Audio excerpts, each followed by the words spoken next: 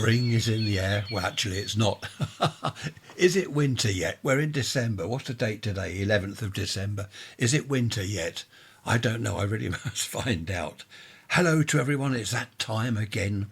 11 centigrade, which is just about 52 Fahrenheit, 94% humidity, 10-20 millibars. The pressure is high today, which is rather nice.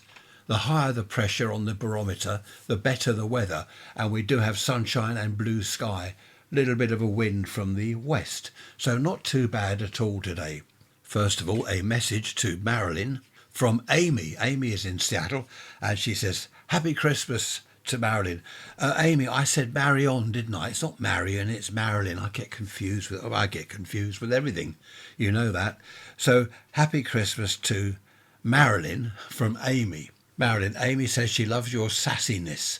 Sassiness. That's a good word, isn't it? Sass. Sassy, sassiness. I like that. Anyway, there we are. Happy Christmas to everyone. No, it's too early for that yet. Is it too early?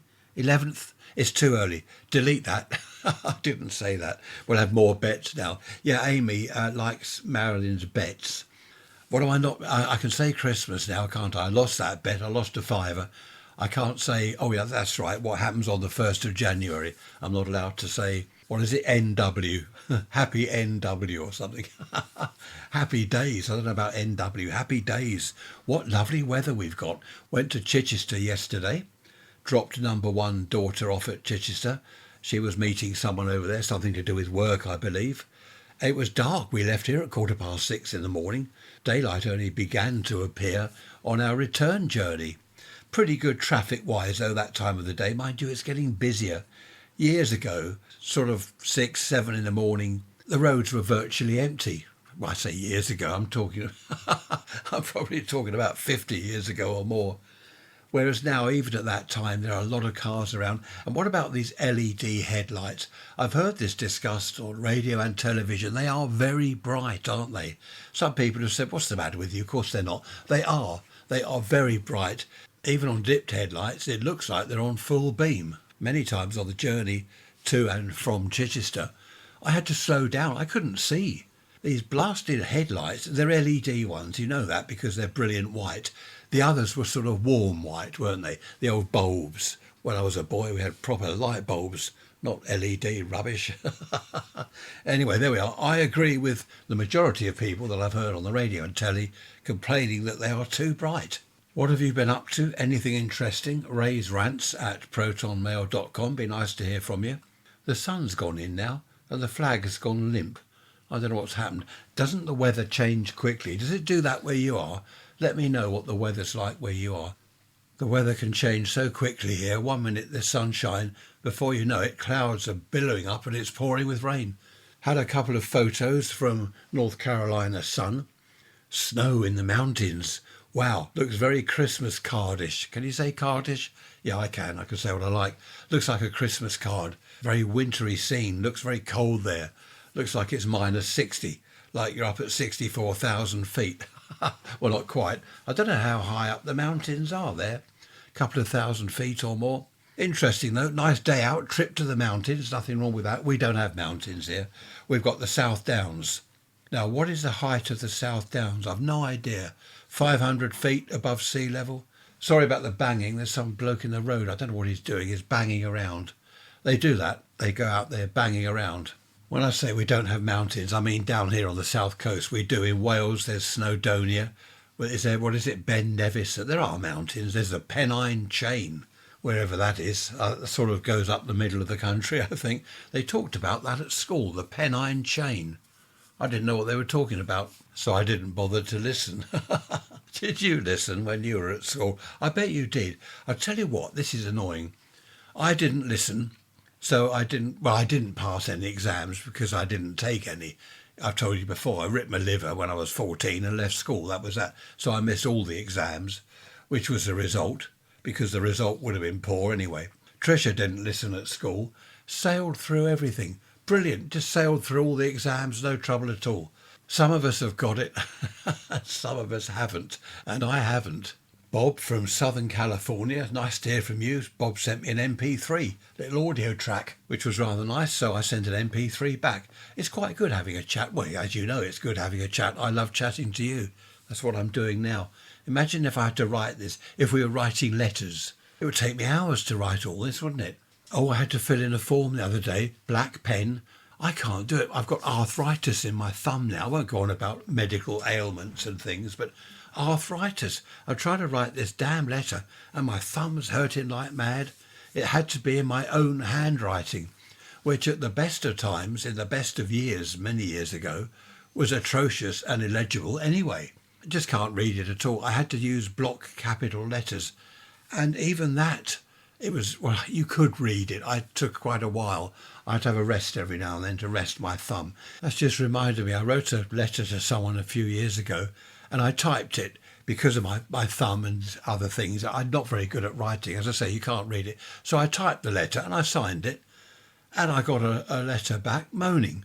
Oh, you typed it. You should have written it by hand. You typed it. I can't write things. But anyway, that's all in the past now. I'm boring you now. You don't want to hear about my thumb. So what's happening? This week, we've had quite a busy week. We've been all over the place in the car, dropping off Christmas cards. I mentioned that the other day, didn't I? That's all done. We've been to Chichester and back. That's all done. Tricia was out, was it yesterday, with her sister and a couple of other lady friends. I dropped her off at the venue, the pub. It's lunch. I love it. They go out to lunch. I think I did say to her, we should rephrase that. It's not lunch. It's an afternoon beep. I can't put the word in there. It's more, anyway, when I picked them all up, I had to pick all four of them up. I've got to take them all home. I had to drop each one off at their different homes. It's quite funny. Trish did text me, when you pick me up, can you drop off so-and-so, so-and-so? Can you, yeah, all right, yeah, I'll take everyone home, which I did. It was quite late in the afternoon. The traffic was bad. Now, that's boring you. Who is interested in how many ladies I had to take home from the pub yesterday afternoon? No one. Rubbish. Right. Before we move on, I must say they're lovely ladies. All four of them are lovely ladies. I don't mind that at all. OK, moving on. We haven't had any cold weather to speak of. We haven't had any frost. In the old days, we used to write Christmas cards. There'd be snow outside, ice, on the inside of the window. We had blankets and an eiderdown. No, I won't go on about when I was a boy. But we wrote all our Christmas cards. Then we just walked around a few streets, if they were very local, put them through their front doors, their letterboxes, and others we posted. And I think the post, well, someone said to me the other day, when you were a boy, wasn't it the penny black? No, it was not the penny black. I'm not that old. I wasn't a boy in 1800 and something. I've no idea when the penny black was. But we posted a few. We got the stamps.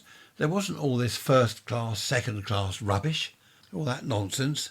A stamp was just a stamp for a letter. That was it. There weren't different prices. And the postman, I've told you this before, I know, but I will tell you again in case you weren't listening. At the back there, pay attention.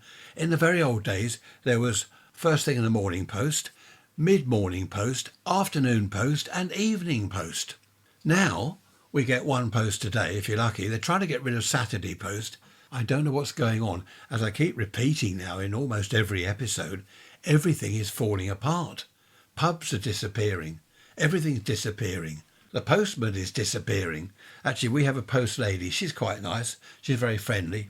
It's not the staff, it's not their fault. It's not her fault. There's only one delivery a day. It's the management, whoever they are. Looking back to Christmas when I was a boy, I was a child, obviously, in the 50s, early 60s. It was totally different. I was looking forward to the presents. I was looking forward to snow, the proper winter, go out on a sledge, down the hills, all this sort of thing, skating around on ice. It was all great fun. Father Christmas was coming, although I knew it was my parents. Father Christmas was coming. From the adults' point of view, especially my mum, because, dads worked, mums didn't.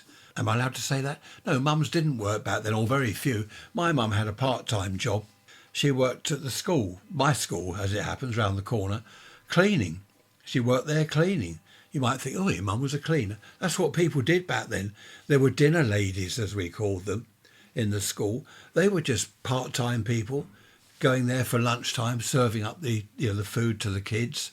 It was just part-time work to help out because no one had any real money. Dads didn't earn a fortune, or very few of them anyway. So if mum could earn a bit of extra money, a few pounds a week or whatever they could do, that's what they did. No complaining, no moaning, they just did it, got on with it. And of course, Christmas for parents was a very expensive time of year. You've got to get the food in. I don't know why people go shopping at Christmas and get in kind of 3 months worth of stuff, 3 months worth of food. It's one day, isn't it? All right, Boxing Day, it might be 2 days. I read about Boxing Day, why it's called Boxing Day the other day. And I can't tell you because I forget. It was only yesterday I read about it and I forget why. It was something to do with servants. And on Boxing Day, they were given a day off and they had a little box of presents, was it, or food? I can't remember. Christmas was very expensive for parents. They've got to buy presents, they've got to buy cards, they've got to buy extra food. It just goes on and on. Extra coal for the fire because everyone's at home all day, every day, instead of being at school. So you didn't have the fire on during the day. I remember that my mum during the day in the winter didn't like the coal fire, not till later on in the day when we got in from school. She just put a coat on and even a scarf, a bobble hat, when she's working around the house. Just keep warm that way. Didn't waste money on heating. Stone the crows. Mind you, it's the same today, isn't it? Our electricity is the most expensive in the world here in Britain. So what do? They don't turn heating on. The gas is a fortune. Everything here is a fortune. So they go around in a scarf and coat. They think I'm joking. I'm not. Especially older people. They just wrap up warm. They can't afford to have the heating on. Just like it was after the war in the 50s. And here we are, 2025, and nothing's changed. Well, we got double glazings. Obviously, a lot's changed. But keeping warm like that, nothing's changed really. You put extra blankets or quilts on the bed, a bigger quilt for the winter. Don't have the heating on at night. I don't know. That's progress for you. I often find myself saying that, don't I? That's progress for you. Well, it's not progress, is it? In some respects, we're the same, if not going backwards. I've just had my hair cut. It's awful. Well, it's not awful. It looks very smart. It's cold. I had a fur hat before. Got back from the hairdresser, so I haven't got a fur hat now. It's cold. Also, round at the hairdresser, there's the central crossing gates there. And a steam engine went past. Trish was there as well. We videoed the steam engine putting a train. On the back of the train was a big British Rail diesel engine, just in case things break down, So that was really good. I've made a video, well, so did Trish. I'm going to put the two videos together and I shall put that on rants.info for you all to see and go, oh, look, steam engine. I know you're interested because everyone's interested. They should be. So I shall put the engine on rants.info in a minute. I was chatting to a friend the other day about school, as I do. Well, when I say chatting, moaning, we had to wear grey shirts. Did you have grey shirts? We reckon the idea was kids get dirty, don't they? Get filthy, especially the boys. So give them a grey shirt and you can wear it sort of all week at school and the grubby cuffs and the grubby collar won't show too much because the shirt's grey anyway. Because don't forget, we had bath night, Sunday night. That was it, a bath once a week. We were supposed to have washes, strip wash and that during the week, but I mean, who bothered with that? You wet your face, wet your hands and go out of the bathroom. And Mum says, have you washed? Yeah, I've washed properly. Did you do your neck? Yeah, of course I did my neck. I didn't do my neck. So had we had a white shirt, it would have been filthy by the end of Monday, first day back at school after the weekend. I do remember the moment I got in from school uniform off, out of it, thrown across the bedroom floor somewhere, put my old jeans on. Did we have T-shirts? I can't remember whether I put another shirt on. I must have had a T-shirt. I can't remember when T-shirts came in. So anyway, we got changed. Put your old black school shoes, kick those under the bed somewhere. Put plimsolls. We had plimsolls. Do you remember plimsolls? Or were they bumper boots? Put those on. And of course, if it's summer, that's it. Out in the garden, out down the woods. Great fun.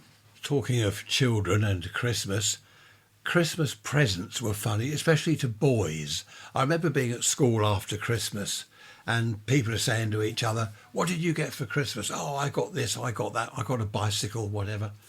And I remember this one boy, his parents had a big house, I think they had some money. He said, I got a train set. Oh, wow, of course we're all gathering round him.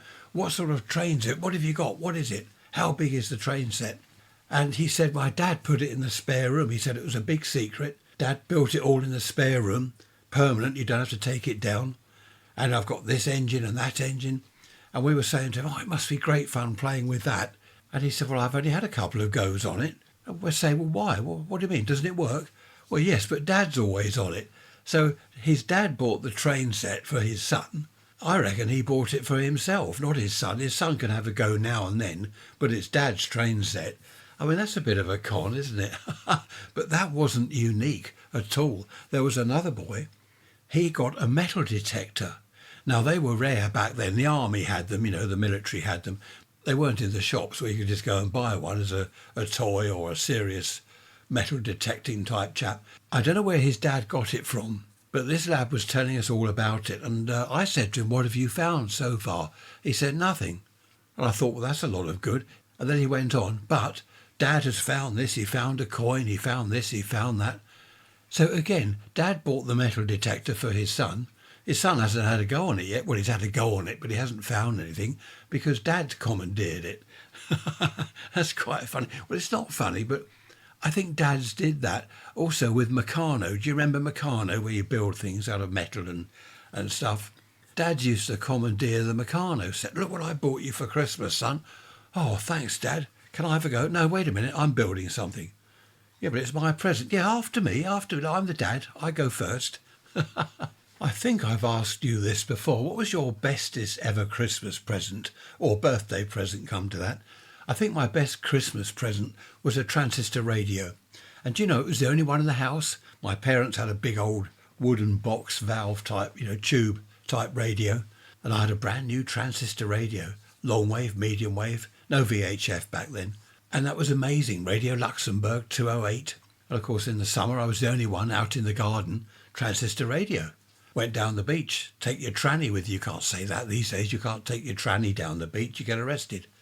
But it was great on the beach. I remember the pirate radio stations, Radio London, Radio Caroline, on the radio saying, if you're down the beach or if you're in a park somewhere, keep the volume down because not everyone wants to hear us. Not everyone wants to listen to our brilliant music and all this, which was true because on the beach, once transistor radios were popular, you get a lovely summer's day. People are down the beach at the weekend and they've all got transistor radios and they're all blaring out, some of them on different stations, and it just didn't sound too good at all. But that was my best Christmas present ever. My best birthday present was a record player. I think I was 10, 11, can't remember. Let's say I was 12, I don't know. And I only had a couple of records with it. Elvis Presley, It's Now or Never. And what was the other one? Oh, Little Donkey, Nina and Frederick. Nina and Frederick. Do you remember that? Little Donkey. I won't sing it. I'll upset everyone if I start singing, basically because I can't sing. But that's all I had. And a friend of mine down the road, he was older than me. I was round his place, only a few doors along from where we lived. And I said, I've got a record player for Christmas. And his older brother there, he said, what records have you got? And I said, well, Little Donkey and It's Now or Never. And he said, is that it? Anyway, he gave me a handful of records, a pile of records, actually. He was 18, 19. And in amongst that lot, I had some good records there. I had Hang Down Your Head, Tom Dooley. Do you remember that? Hang down. No, I won't sing it. And a load of other records there. A couple of Cliff Richard records, I think. So I actually had something to play because I only had the two records and all I had was my pocket money. I couldn't go out buying records. And I actually ended up with quite a good collection from people that had donated. I'd say to people, friends of the family, I had a record player for Christmas. Oh, what records have you got? Well, I've only got this and that. And they'd give me records. Someone gave me Shirley Bassey. What was that called? Oh, yes, As Long As He Needs Me. Do you know the lyrics to some of these records? Like Jolene, Jolene, Jolene, please don't take my man just because you can. If a lady, like ladies listening, your man talks about Jolene in his sleep, well, you'd say, well, you better get out, go off with this Jolene woman then if that's the way you are. If you're carrying on like that, go on, clear off out of it. You wouldn't say to this chap's mistress, oh, please don't take my man just because you can, would you? You'd say to your man, right, you can get out for a start. Didn't someone do a parody, a rip-off of Jolene, where they changed the words and they were saying along the lines of, well, if you're after some other woman, then clear off with her, then go on, off you go. I think they changed the words, if I remember rightly. The same with Shirley Bassey, as long as he needs me. You know, she'd always be there no matter what. There were a lot of records like that. I don't know whether there are today. Funnily enough, they were talking on the radio the other day about modern sort of pop music and how it's depressing and it's awful and it used to be jolly. Thinking back, Hang Down Your Head, Tom Dooley, that wasn't jolly. His woman had, I don't know, gone off with some other bloke, so he took her up the mountain and what's the word? Stabbed her with my knife, hang down your head, Tom. Do you remember? Stabbed her with his knife. Well, you can't do that. You can't say that. Well, he did, and that was I'm sure that was a 1950s record. Who did it? Who did Hang Down Your Head, Tom Dooley? There you go. There's something for you to ponder on. I'm sure you don't want to ponder, so I've looked it up. A traditional North Carolina folk song. Whoa, North Carolina.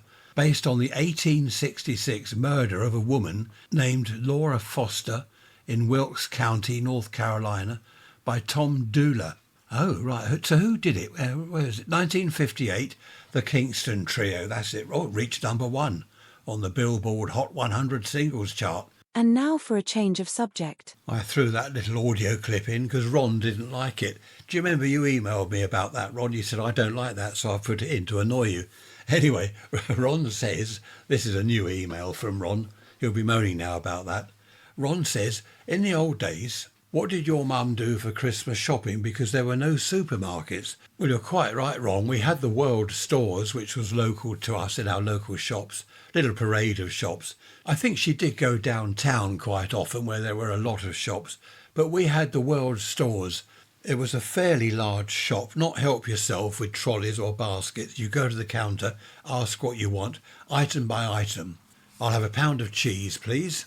Off he'd go and get the cheese, he'd weigh it, wrap that up and put it on the counter. I'll have 2 tins of baked beans, off he'd go, 2 tins of beans on the counter, and it went on like that. Then he'd tally it all up on the till, and he'd say, that's 17 and 6pence halfpenny, please. That was a kind of, I don't know, beginning of supermarkets, I suppose, where you could buy a lot of things in one shop.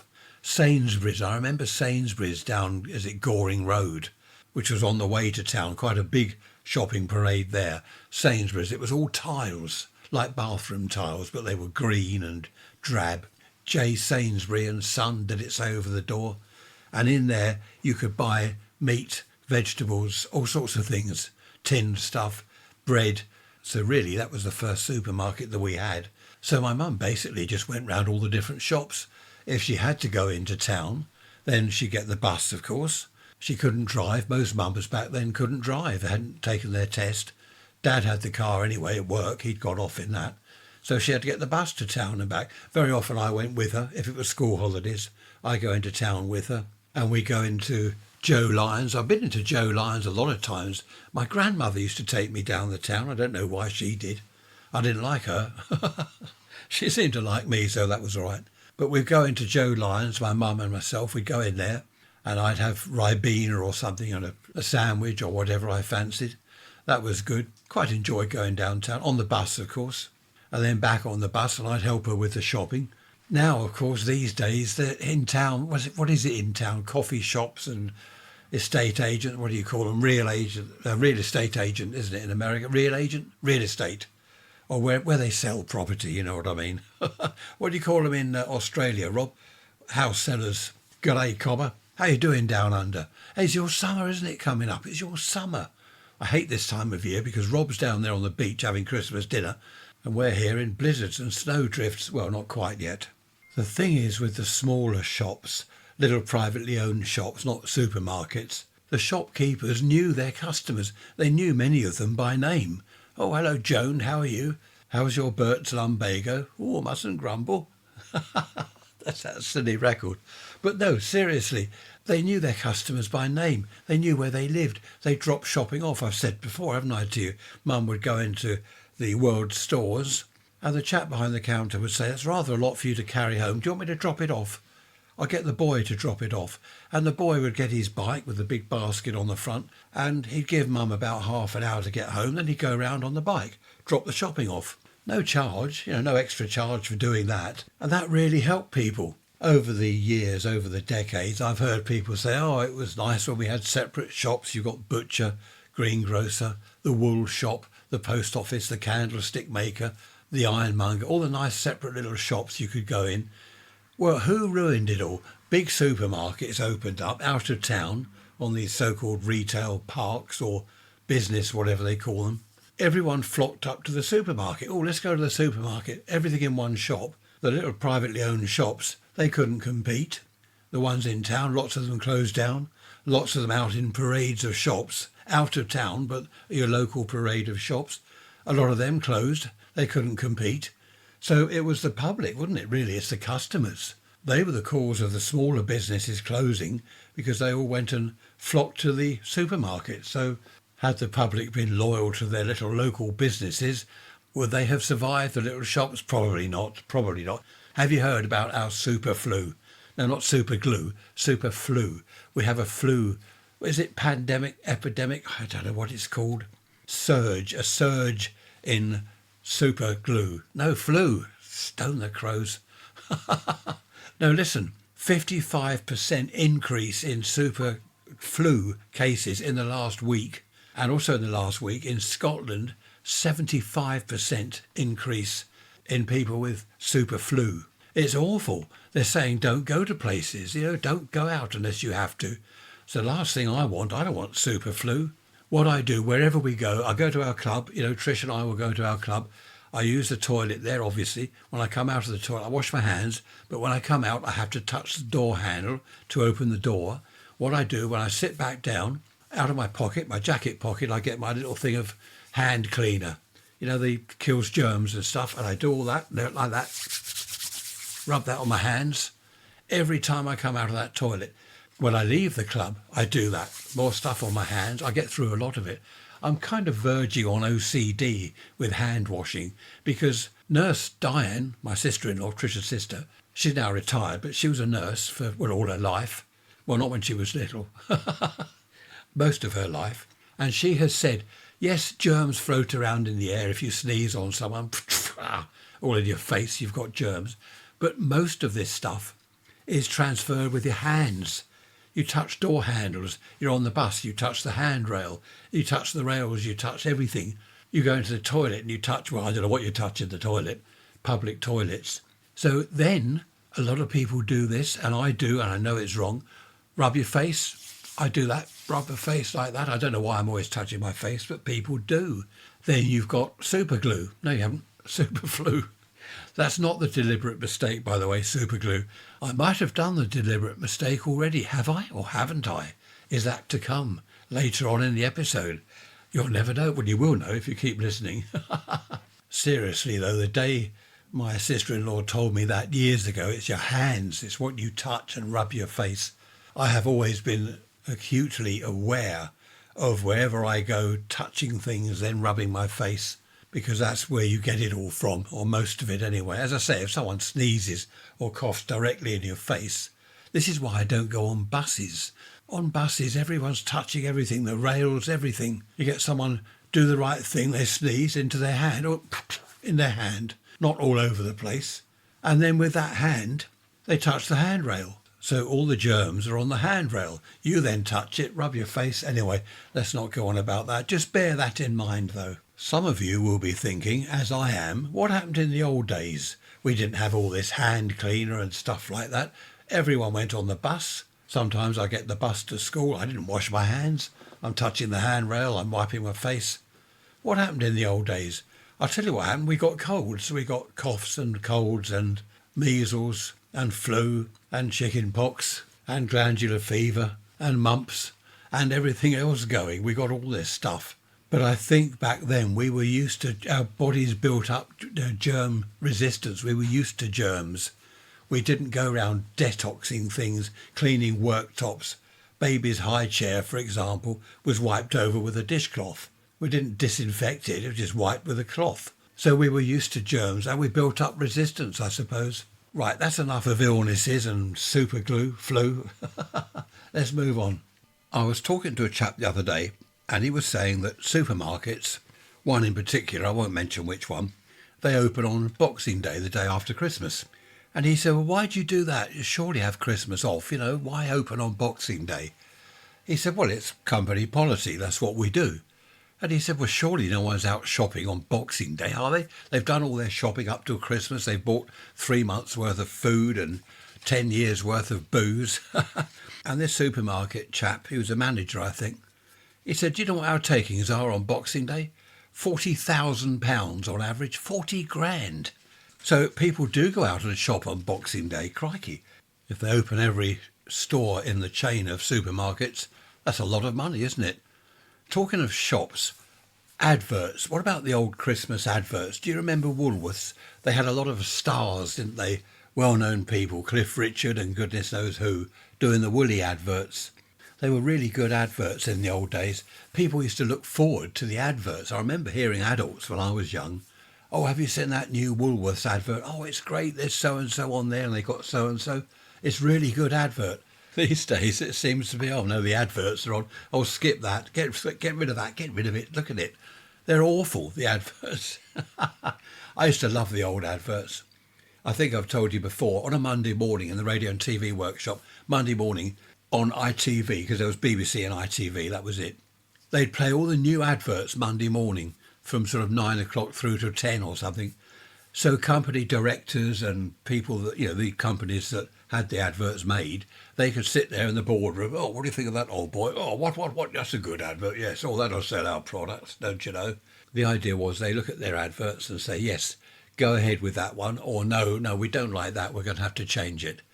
That was quite interesting. Monday mornings they did that with the new adverts. And of course, leading up to Christmas, loads of adverts for toys, children's toys. Oh, and drinks, cigarettes, cigars. Hamlet, 5 Hamlet cigars. Do you remember the cigar advert with the piano? Dum, dum. I won't do the piano. That was pretty good. Baby Sham, Cherry Bee, all that sort of thing. Then the kids' toys. Amazing, all the kids' toy adverts. I can imagine kids all over the land. I want that, Mum, I want that. Dad, look, I want that. And of course, they can only have 1 or 2 toys each, unlike today. You don't get a mountain of toys back then. You just had a few toys, maybe 1 or 2 to open. All the adverts were really good. Black and white telly, of course, but they were really good adverts. Just had a message, a WhatsApp message from one of the granddaughters, one of our many granddaughters. My boyfriend's mum has an original 80s Walkman. Do you remember the Walkman, the cassette tape? They were good back then. Is this something you'd be able to have a look at to see if you can fix it? I said, I'll certainly have a look. And she's just come back. Perfect, thank you, Grandad. When she finds it in the loft, I'll come over for lunch and you can have a look. Oh, that's nice, isn't it? They love coming here. The grandchildren love coming here. It's really good. I like that. She's 20 years old now, so she's got her own car and everything. She'll drive down here. She often drives down. They live up in Haywards Heath. She often drives down and has lunch with us, spends the afternoon with us, which is nice. I remember being told on a Sunday, right, we're going over to Grandma and Grandad's this afternoon after lunch. Oh, are we? Us 4 kids look at each other. Oh, no. Oh, do we have to? Yes, we have to. We've got to go and see them. We all hated it. My granddad, did you have a granddad like this or whoever, any relation like this? We'd all get there, us 4 kids, Mum and Dad, we'd sit in the lounge. Listen to this, he'd say, listen to this. And he put on a classical record that went on for about half an hour. He's sitting there in his armchair, eyes closed, conducting wildly like a madman. And we will have to sit there for half an hour. We weren't allowed to talk. We had to sit there and listen. Then afterwards he'd say, isn't that marvellous? Isn't that wonderful? Bravo, bravo. And the bloke was a man. Oh, I don't know. There was one Christmas I remember, the only Christmas. We went there on Christmas Eve in the morning and we had to stay that night. So we were there all day Christmas Day as well. I think we cleared off for Boxing Day, not doing 3 days in a row. Stoner crows. They were both mad. They were, I don't know, not mad. And I don't mean mentally ill. They were just totally eccentric. Ah, you're thinking to yourself, that's where you get your eccentricity. Is that right? Eccentricity from. Yes, there we are. It's in my genes. Happy days. Well, they weren't happy. I didn't like Christmas there. We did it once. And I think even my parents thought never again. They didn't say that to us kids, of course, but I could see the expression, their faces. They're looking at each other Christmas Day thinking, we're not doing this again. No way. Back then, I think there's a lot to be said about the old days when we were free of electronic devices. I mention that because my phone's been going ding, ding, ding, ding, ding, ding, ding. What was that? Was that the crazy frog? Do you remember the crazy frog? Ding, ding, ding, ding, ding, ding, ding. And I won't do that. That really annoys Tricia. I save that up for when I need to annoy her. No, I don't annoy her. But the old days, I think we felt more relaxed then, before we had all these electronic gadgets everywhere, things beeping and talking at you. Some people say, oh, you're looking back through rose-tinted glasses, false recollections of those times. I don't think they are false recollections. When I say to people, oh, we had proper summers back then, the sun was shining all the summer holiday. The winters we had snow, proper snow, we built snowmen.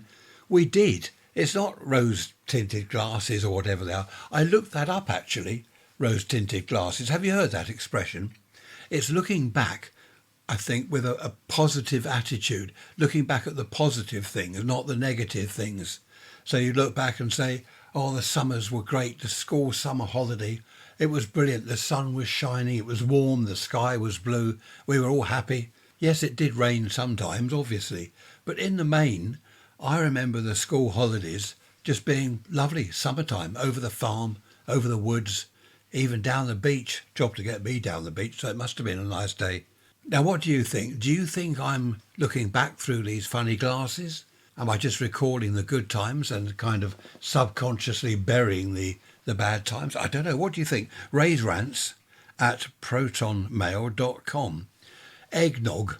A quick change of subject. Have you heard of eggnog, that horrible yellow drink? What is it? Eggs and vodka or something disgusting? Is it avocado in that bottle? That disgusting. It looks like you're going to make an omelette. The avocado bottle. Snowball, is it? That yellow stuff. Looks like it needs pouring in a frying pan and make an omelette. Well, there's a new thing now. Eggnog. Oh, by the way, I looked up nog. And it used to be, in the very, very old days, it used to be very strong beer or ale. So it's now come on, I don't know why they've... Noggin, noggin. Have a noggin. What they're talking about now on the telly is sprout nog. Can you believe it? Sprout nog.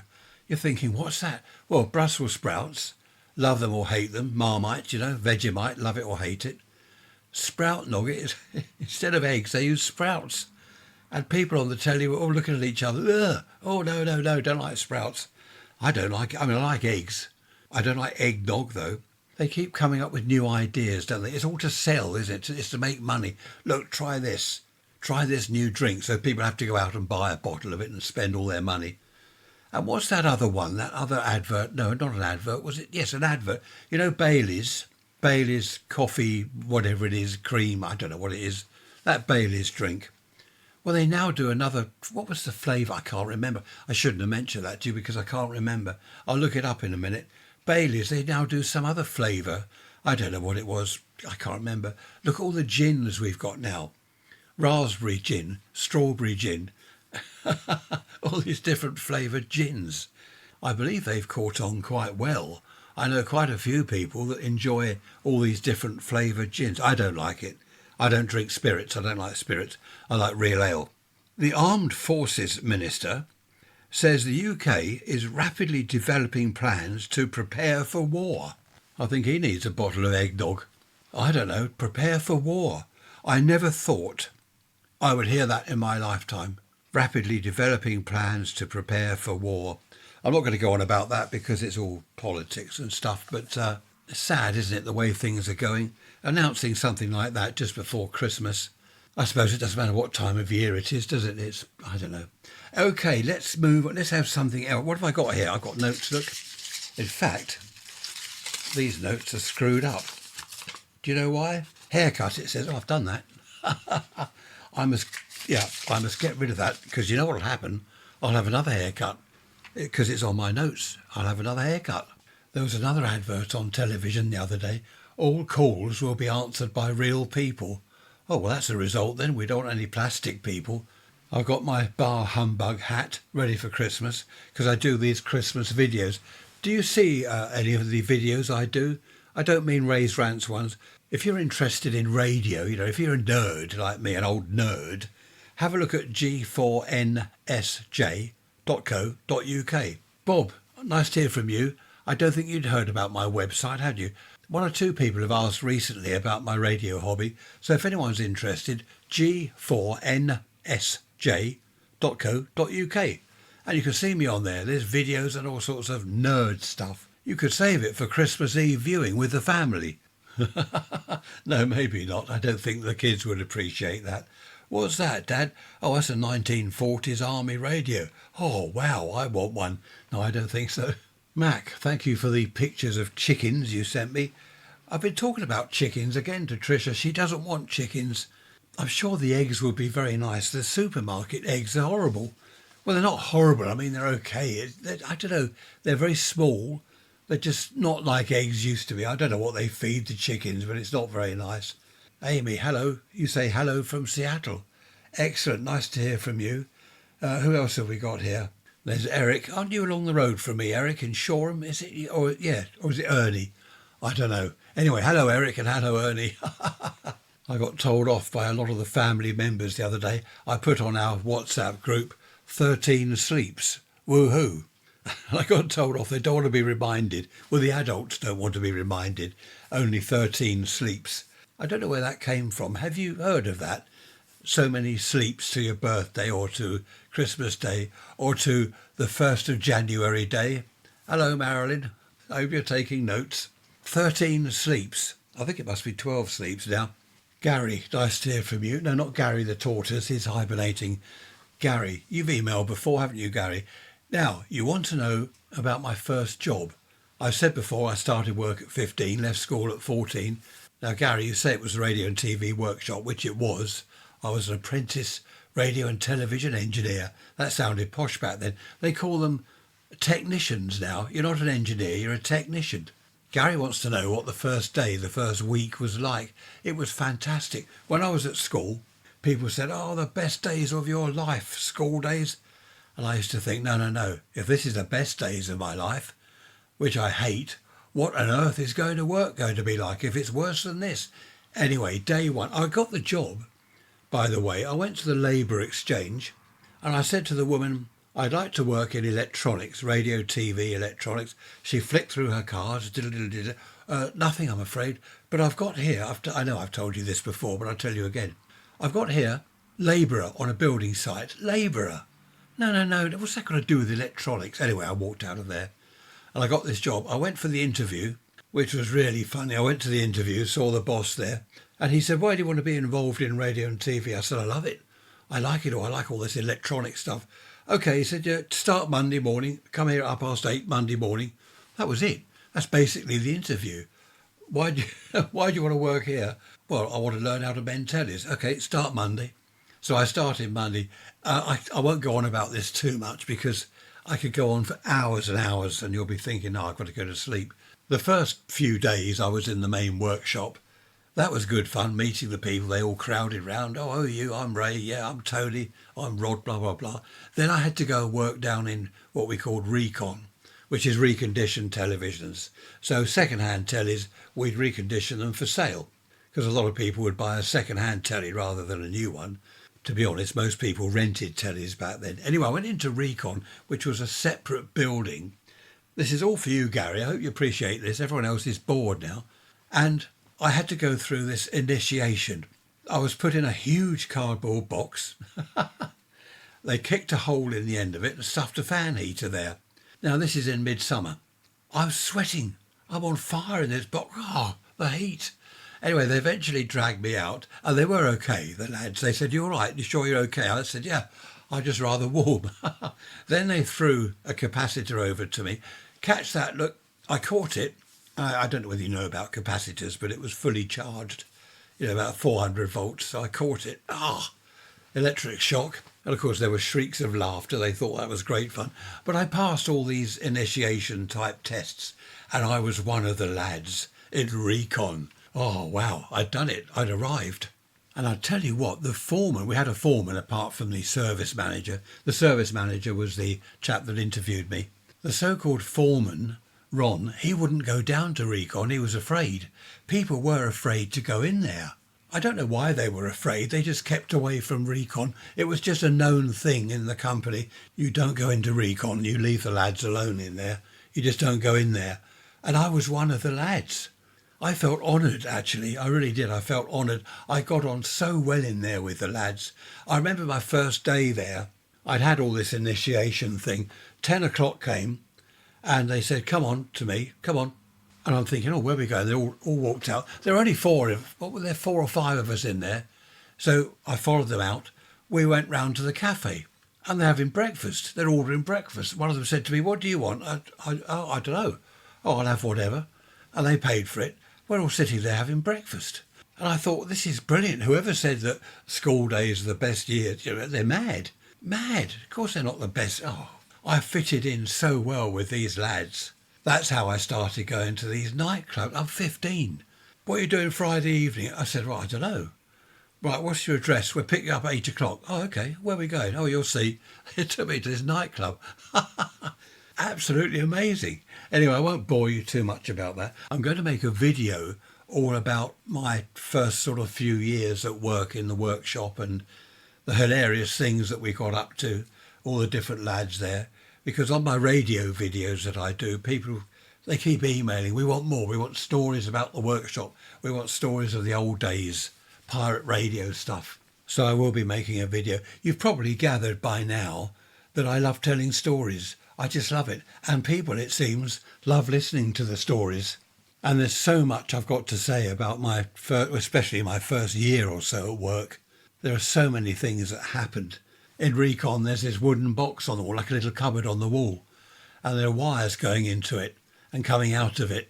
And I said, what's that? Nothing. They wouldn't tell me at first. Nothing, that's nothing. There was a padlock on it. You couldn't open this little cupboard. It wouldn't open. And it was warm. And it was humming. Something was in there. I found out what it was eventually. They'd built a pirate radio transmitter. They had their own pirate radio station in recon. It only covered the town, it was only a few watts. That's what was in the box, this transmitter that they'd built. Of course, that was it. I was in heaven. I had arrived. I couldn't believe it. So there I am, 15 years old, learning all about pirate radio transmitters. They talked a lot, the lads, about girls, of course. Nightclubs, girls. I'm listening to all this. What are you doing Friday again? Oh, I'm coming with you lot. I'm coming to the club with you, the nightclub. That was a regular thing. We first of all went to this pub, then we went on to the nightclub. No one seemed to be bothered about my age. I must have looked young. I was 15, I suppose 16. I can't remember when I must have been just 16 by then. No one in the pub behind the bar, no one said, how old are you? Are you 18? I mean, I didn't look 18. And the nightclub, we just went up the stairs and we, paid whatever it was, a shilling or something. No one said, how old are you? I suppose they didn't care. I'm going in there, I'm going to buy some beer. That's all right, they're making money. And that's where it started. That's where it began. My misspent youth started by getting that job in the radio and TV workshop and being sent down to recon to work there, meeting the lads there. Stone the Crows, they taught me a few things. I'll save that story and, many, many stories all about the workshop and the lads and everything. I'll save that for the video because it's not the sort of thing I don't think everyone would be interested in. Anything you want to say, raise rants at protonmail.com. I put the steam engine on, the video of the steam engine, raiserants.info. Have a look at that if you're into steam engines. You must be into steam engines. They had them in Australia, they had them in America, all over the world, weren't they? Steam engines. If you're really not interested, don't go to raiserants.info. I'm just having a look out of the window. It's dark. It's Friday night. It's dark. We have more Christmas lights in our road this year than ever before. There are loads of them out there. It looks really good, actually. It looks really Christmassy, which is nice. I can just about see the flag. Bit of a wind, quite a wind, actually, from the west. Temperature's not too bad, about 13 C. So what's that, 26, 56, something like that, Fahrenheit, 56. I think we've got rain forecast. Oh, that was something else. I was talking about the weather balloons. Rod emailed me. Hello, Rod. And he said, all the money spent on these weather balloons and everything. Now, he's agreeing with me that the weather forecast is a waste of time because it's always wrong. And he's saying, why do they spend all this money? Weather balloons going up to whatever 1,000 feet and sending back data. Well, what's the point? They say, right, it's going to rain tomorrow. They've got all this from their weather balloons. Tomorrow comes and it's sunny all day. What's the point? Rod also sent me some information, places in Russia, because you know I said it was, what was it, minus 64 or something, centigrade that is, up at whatever 1,000 feet. He says that, he's written it here, this place, what is it? Oymyakon or somewhere in Russia, minus 67.7. And there are 500 residents there, minus 67. Crikey, that is, I mean, that's cold. That is very cold. There's another place here, Pevek, minus 40. There are a lot of places here. Yakut, I can't speak Russian, minus 42, minus 22, minus 20, minus 45, this one here. And there are pictures. Permafrost. Oh, look at this. Siberia's permafrost region. Yakutsk remains as the world's coldest major city. 300,000 residents live there. Who would live in a place? I suppose, as I said the other day, if you're born in Yakutsk or whatever it is, and it's minus 67, then what do you do? Well, that's where you were born. That's your hometown. You're not going to move. I would. I'd move to the equator. No, then I'd be moaning because it's too hot. Tricia says I moan every winter because it's cold, and I moan every summer because it's hot. That's not true. I don't moan at all. I've never moaned in my life. Talking of the cold, we bought more coal the other day because we are going to have some colder weather soon. It's been very mild. So we bought a load more coal. The fire's made up, ready to go. All I've got to do is light it. Looking forward to that. As I said, was it the other day, the other week? Sit by the fire, toasting our crumpets, drinking Stone's ginger wine or port and lemon.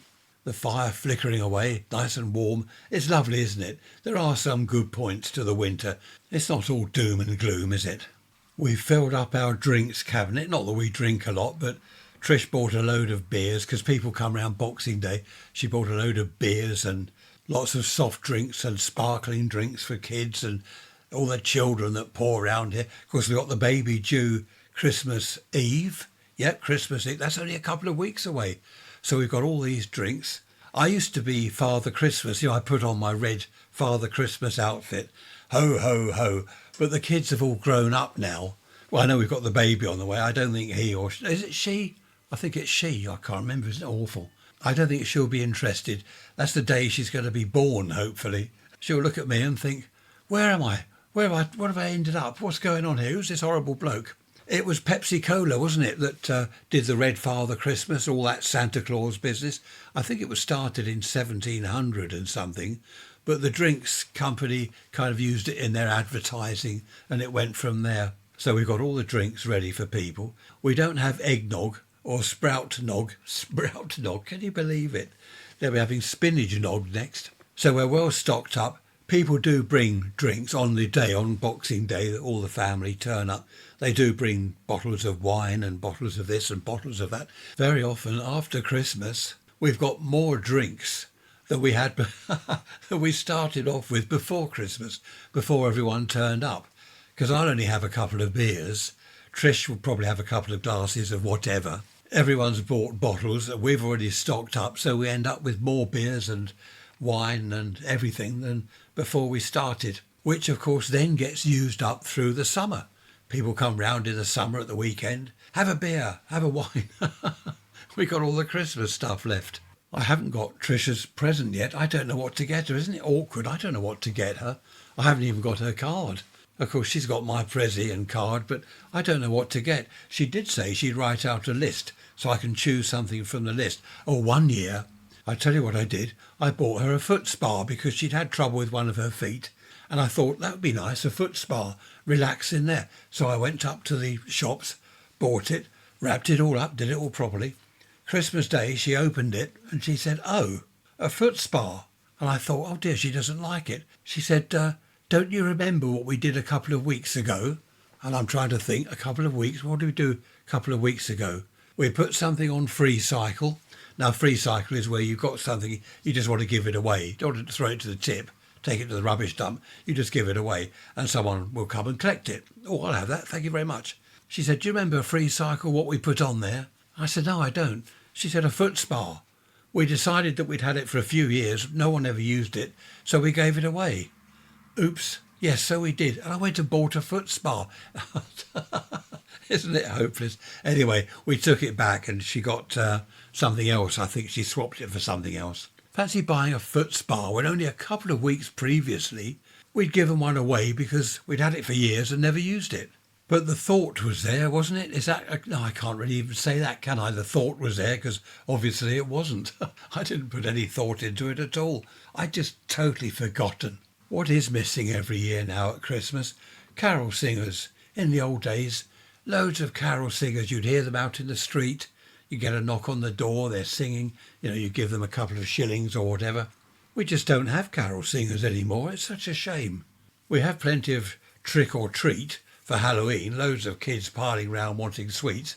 But come Christmas, nothing. I used to like hearing the carol singers. There used to be a big lorry thing, a big truck thing that went up the road, huge Christmas tree on it, Santa Claus, all the people singing, the music blaring out, and people collecting. It was a charity, was it? I forget what charity it was. And everyone would go out there and put a few quid in their buckets. It was great hearing all the music, the carols. I don't think I've seen that for a couple of years now. It's all disappearing. Christmas is a bit like pubs, isn't it? It's disappearing. It's such a shame. Talking of pubs, now I don't do politics. There's a thing going around pubs now. They are banning certain MPs from a certain party, a certain political party. No so-and-so MPs allowed in, and some, cafes, restaurants, they're banning MPs from this one particular party. I've never known anything like that before. Not welcome in my pub. Notices outside. Right, we're coming up to the hour. Ray's Rants at protonmail.com. I've got a bit of a strange throat again. I've had this cough for quite a while now. It won't go away. If you're good, be good. If you're bad, don't get caught. No, don't be good. What do you want to be good for? Oh, no, you have to be good for Santa, don't you? Santa Claus will check. Have you been good or bad? If you've been bad, you won't get any presents. Ray's Rants at protonmail.com. raysrants.info if you want to see the steam engine. The first half of the video is Trisha's recording, and the second half of the video is my recording. We're both different sides of the crossing gates, so we get both kind of angles for the train. There were a lot of people there watching the steam engine, which is good. Loads of people, all with their phones. Photographs and videos going on everywhere. I shall see you on Wednesday. Now, how close are we? No, I won't do the sleeps. Don't worry, I won't do the sleeps until Christmas Day. Look after yourselves. Don't do anything I wouldn't do. I will see you on Wednesday. Thanks for listening. Be lovely talking to you as always. Bye-bye for now.